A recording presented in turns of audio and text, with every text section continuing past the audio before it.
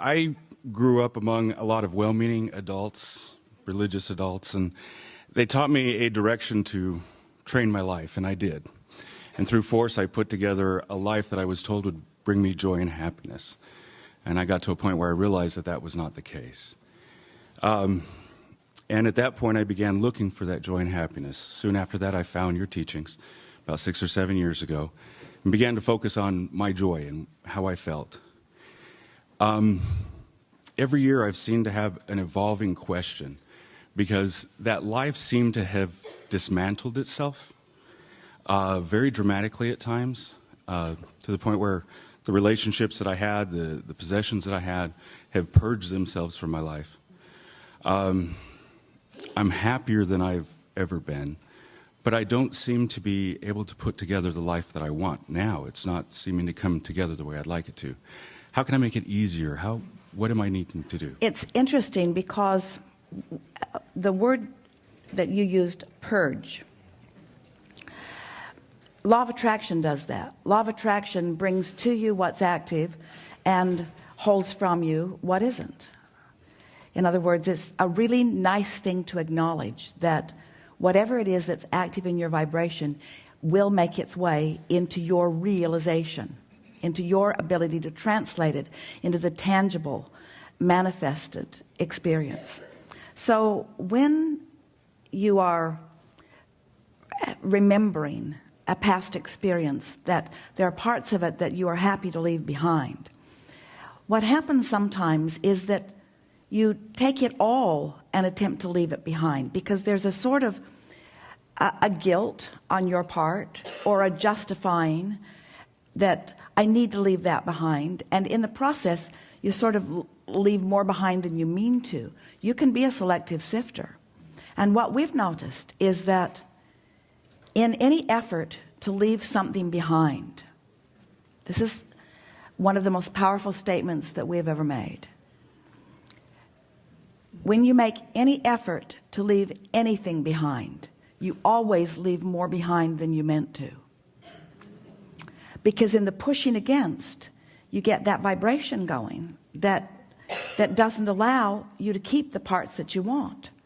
So if your philosophy instead of is, I'm trying to get rid of unwanted exposure to concepts that aren't working for me, if instead your attitude is, I did good so far, but now I'm even more discerning, and what I seek from where I am now is more of this.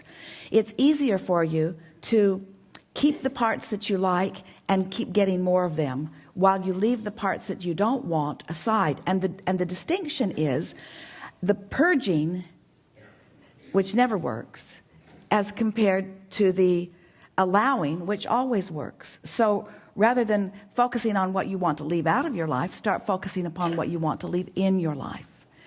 There is so much that you received from your well-meaning religious upbringing that still would serve you well.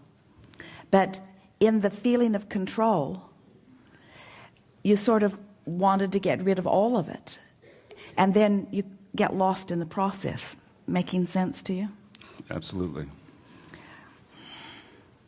When you were talking about those well-meaning people who sort of controlled you in an environment to help you to get happy, you understood that that was what the mission was that you would be happier in life.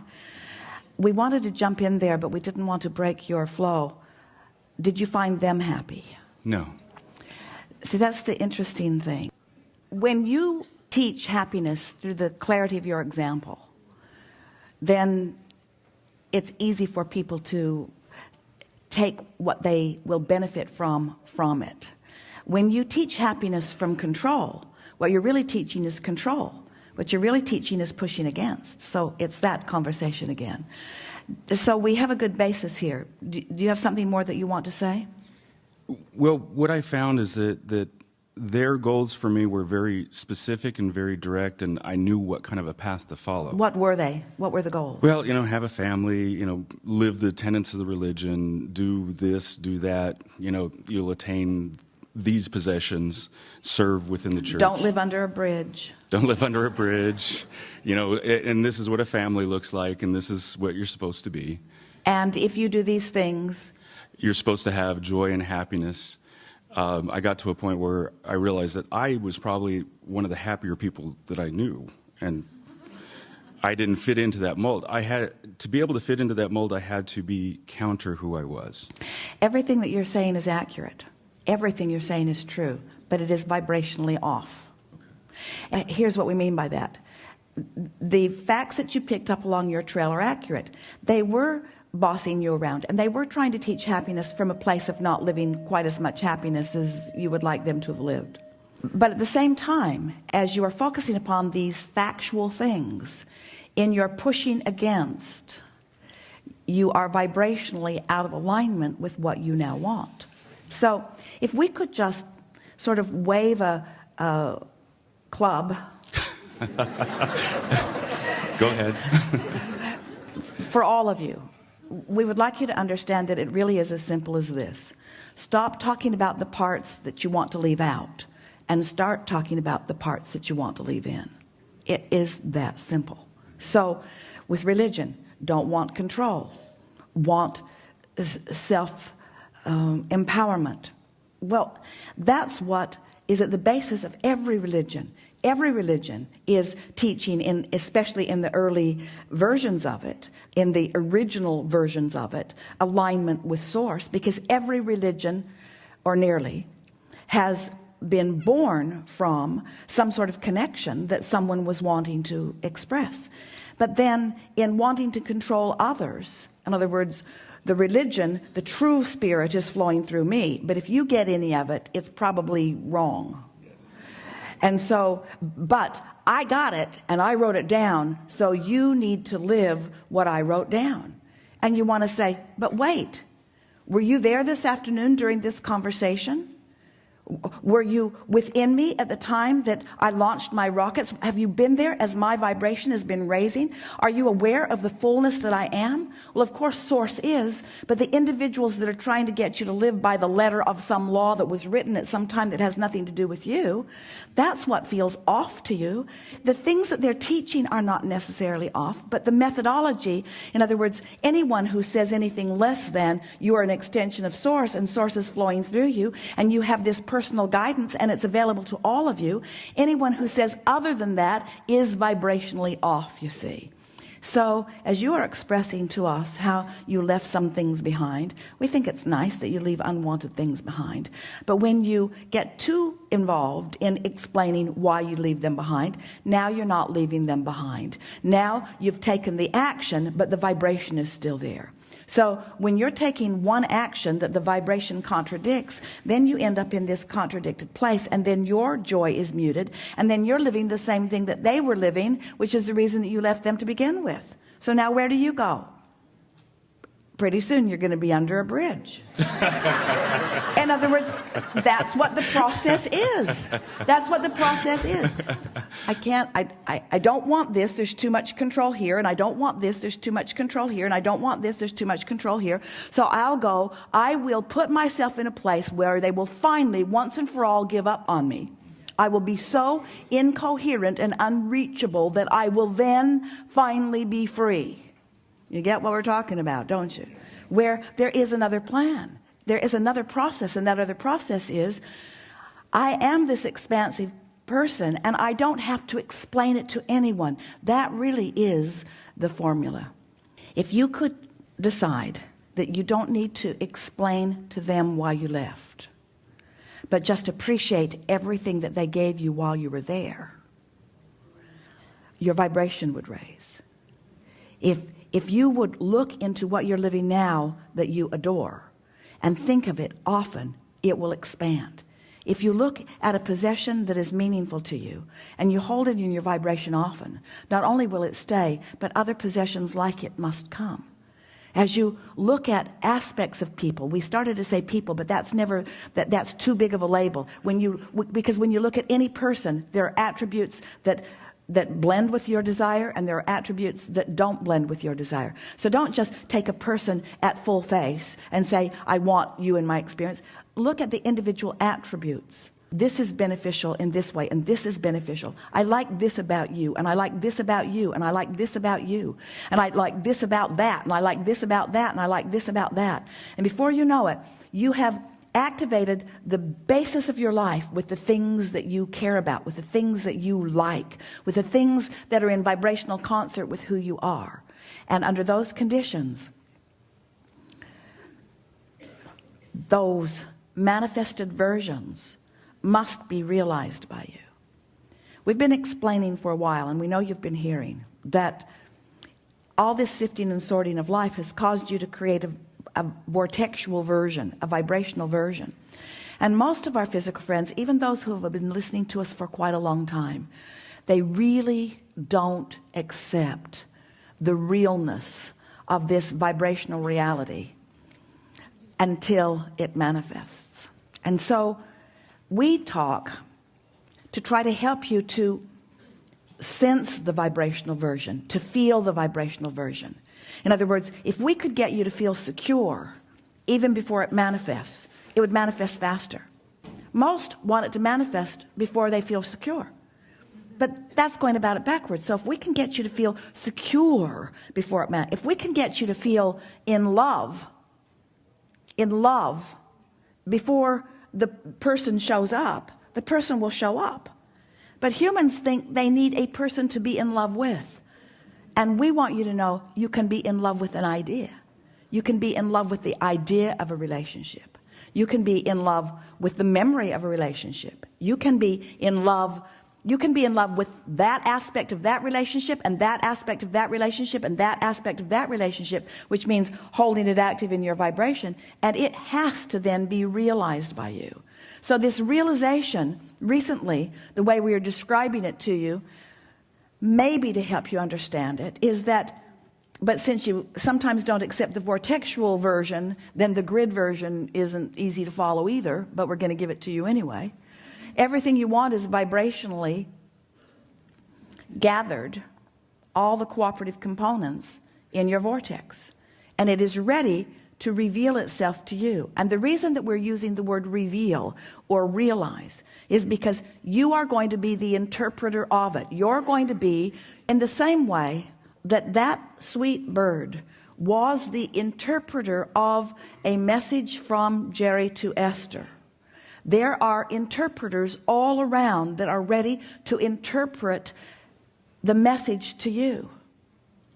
Humans, we're not just talking about birds. We're talking about experiences. We're talking about financial forces. We're talking about ideas that flow to you. There's all kinds of manifestation that occurs once the vibration of your grid, which means your practice day-to-day vibration, is closer to the vibration of your vortex. It just has to be, you see. And you've lived pieces of that. When you finally made the decision that you were going to do something different, that decision was your grid filling in. That was you having asked and asked and asked, getting the vortex going and going and going, and at a moment of little or no resistance, that determination came to you, and you knew what you were going to do. Remember how clear you felt? In fact, you're still feeling sort of clear about it because you were wanting to convince us all of that turning point here and now. So turning points, you like the word turning points? Turning points are often the grid filling in with an idea that you are now ready for. It's not that the idea isn't there. It's that you're not ready for the idea. It isn't that you're not ready for the idea because you don't want it, because you do. It's because you're not ready for the idea because you're not a vibrational match to the desire. You're a vibrational match to the absence of the desire. Feel the difference? So you ready yourself for what's in your vortex by feeling better. And you feel better by leaving out the things that don't feel good and focusing on the things that do feel good. So it is this simple.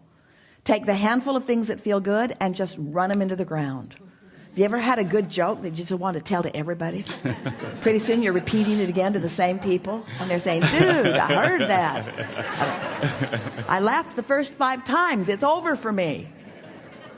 But you know how fun it is to get hold of something that feels good, that you can delight yourself and others with. Well, this is the same sort of thing. Get a handful of those things that are delightful to you and just play the loop again and again and again and again and again. Let it be your basis of attraction. Let something that delights you be the loop that you play that keeps your grid in this high vibration so that what's in your vortex can show up now and now and now and now and now. And do you know what happiness is? Happiness is being in that place where you're the receiver of the right idea at the right time. Happiness is being in that place where something occurs to you at the most opportune moment. Happiness is being at the top of the stairs. You're getting ready to walk down. You don't know it, but your heel is caught in the hem of your pant leg. And you are about to take a header down the stairs. But the broader part of you knows that and gives you the inspiration to take hold of the railing. So when you go to move your foot and can't, you're stable. That's happiness. That's happiness. That's alignment. Happiness is moving in traffic and having an impulse to take this exit for no good reason other than you feel like it, or even taking it even though you didn't really mean to, because you turned your driving over to your higher power for a moment and you missed the traffic jam, or you missed the traffic congestion that is as a result of an accident. All kinds of things like this are happening to you all day, every day.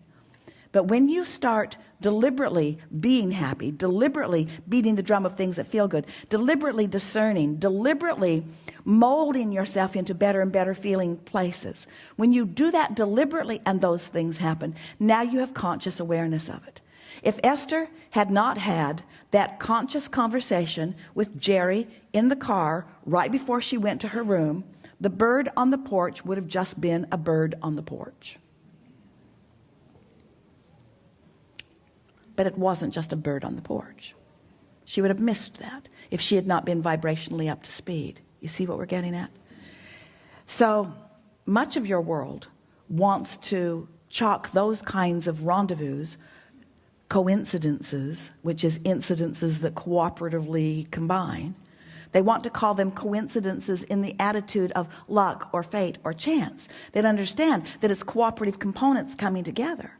In other words, people who are looking at things like that are wanting to call them happenstance, and we want to call them creation. And so when you get clear-minded like you are, and you understand how far you've come, and you have, and you realize how powerful your desire is, and it is, and then you deliberately focus upon the strongest desire that you have, which you spoke when you first sat down here, to be happy, to be happy, to be happy, to be happy. To be happy, meaning to be in alignment, meaning to be in control of my own thoughts, meaning to be in control of my own vibration, meaning to be in vibrational concert with the source within me, meaning to be in vibrational concert with everything that I put into my vortex, meaning right here, right now, being in alignment so that I will be the interpreter, the manifester, the realizer of the best that could happen in this moment. That's happiness. This moment, and this moment, and this moment, and this moment. It's not saving up for a vacation. It's not putting up with all this stuff. It's not going to work all week long doing stuff I don't want to do so that I can get some money so that I can finally go do something that I do want to do, because when you get there to do what you do want to do, you're not happy because you haven't been practicing happy at work. You see, you're not going to be happy on that vacation if you're not happy at work while you're earning the money to go on vacation. Are you? Don't you get on vacation and don't you just complain, it's too short? It's too short. I don't get to do this often enough. My flight was delayed. The weather wasn't good. In other words, you can't get there from there. You get to happy from happy. Well, Abraham, that helps a lot. So you're telling me that if I get happy, I'll be happy. Let me write that down. And if I get rich, then I'll be rich. I'll write that down too. And we're saying you got to find a little piece of it. You got to fan the flame of it. And you got to not keep spitting the fire out with things that don't matter. And after a while, you'll get that momentum going. And you'll feel happiness, not just sometime, but you'll be radiating it. And then when someone says to you, what are you doing? The reason that they're asking is because you've got what they want. Every single person that wants every single thing that they want whether it's a material object or a pile of money or a circumstance, an event, a relationship, everything that everyone wants is because they believe that there is happiness in there, you see. And there's happiness right here, right now, if you're in the right vibration. You know it. Haven't you ever gotten into that zone, that frequency, where everywhere you turned, something good happened? Esther says that's what it's like hanging around with Barbara. She loves traveling with Barbara because it's happy everywhere. They walk up to a very controlling, very official at the airport. And she's barking at everyone. A man made the horrific mistake of letting his toe step over the line by an inch. And she put him in his place. Sir, step back. He did. And he didn't like it. And Esther thought, that was harsh and unnecessary. And Barbara, who refuses to focus on anything unpleasant, missed it completely. So when she got up there, she got a big smile. She got moved fast to the other line. In other words, she's treated like royalty. While this poor man was put into the dungeon. No, get what we're talking about. In other words, you attract by virtue of how you feel. We know we've been taking a bit of long time here, longer than we promised at the beginning, but it's so worth contemplating. How happy am I? How happy can I be? How good can I feel? What's the best feeling thought that I can find right now? What's working in my life? What's working out? What do I remember that felt good? What's happening right now that feels good? How general do I need to be? You can always find something to feel good about. And when you do, and when you make that your habit, then the actualization of it, the realization of it, the manifestation of it is so pronounced in your experience that people will be flocking to you and saying, what is your secret? And you'll say, I'm happy. And they'll say, I know that, I can see that. That's why I'm asking you what your secret is. And you say, no, I was happy before I was happy. And they'll say, well, that doesn't make any sense at all. And you'll say, well, I purged unhappy thoughts from my experience by focusing on happy thoughts. Well, what do you mean? Well, I didn't actually purge them. I just started emphasizing the happy thoughts. I started making lists of positive aspects. I counted my blessings. I learned that in church. I counted my blessings one by one. And the more I focused upon them, the more that vibration was mine. And the more that vibration was mine, the more law of attraction put me in the vicinity where I could realize it. So life isn't happening to me. Life is happening from me. I'm emanating the signal to which all life is responding. So when I get up in the morning, I decide, how's this day going to feel? I'm going to feel intuitive. I'm going to feel inspired. And I'm going to feel connected. And I'm going to feel vital and alive. And I'm going to feel happy. And I'm going to feel confident. And I'm going to feel kind. I'm going to feel loving. And I'm going to be at the top of my game. I'm going to feel innovative. I'm going to feel energized. I'm going to feel invigorated. I'm going to feel inspired, but I'm going to feel inspired moment by moment. I'm going to feel guided. I'm going to feel as if I'm an extension of source. I'm going to feel worthy. I'm going to feel deserving. I'm going to feel deserving of all of the goodness that has been taught to me all of my life. I'm going to feel deserving of that. And I'm going to demonstrate my deservedness through my happiness. Yeah. Thank you. Yes, indeed.